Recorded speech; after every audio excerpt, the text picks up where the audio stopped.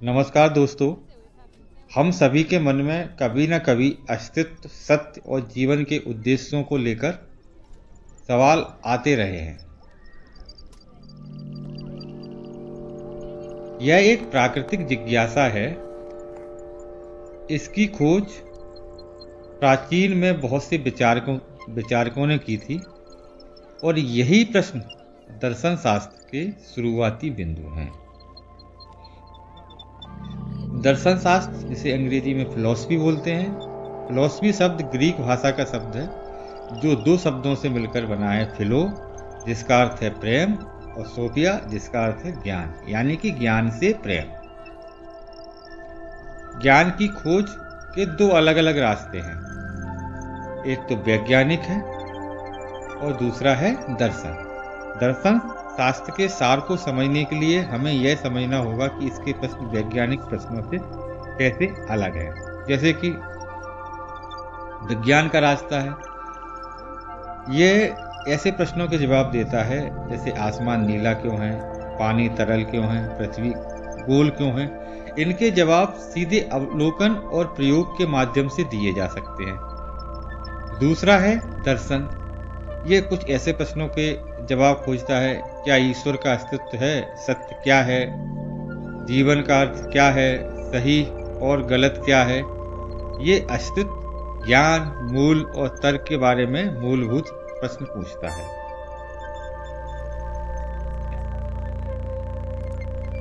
अब इन दोनों में महत्वपूर्ण अंतर ये है कि वैज्ञानिक प्रश्न का उत्तर अवलोकन और प्रयोग के माध्यम से दिया जा सकता है, जबकि दार्शनिक प्रश्नों के उत्तर सीधे अवलोकन और प्रयोग के माध्यम से नहीं दिए जा सकते। इनको हल करने की एक अलग ही प्रक्रिया होती है, जैसे तर्क वितर्क, गहरी बहस और इसके फेवर में दिए जाने वाले तर्क और इसके अगेंस्ट में दिए जाने वाले तर्क, दोनों को देखा जाता है और फिर एक संतोषजनक और तर्क संगत व्याख्या की जाती है।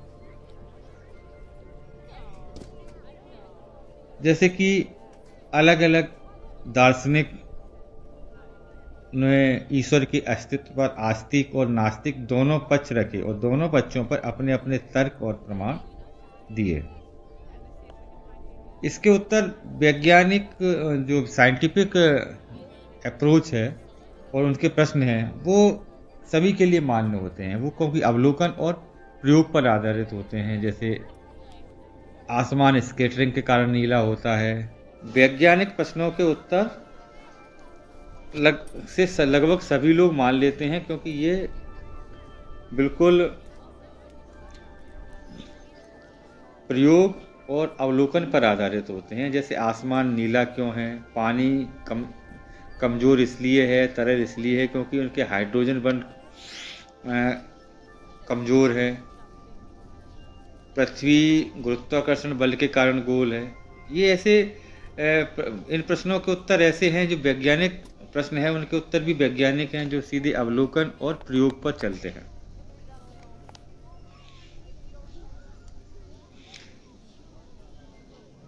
जैसे दर्शन कोई सिद्धांत या विश्वास नहीं है, वास्तव में एक वैचारिक गतिविधि है और ज्ञान की खोज है।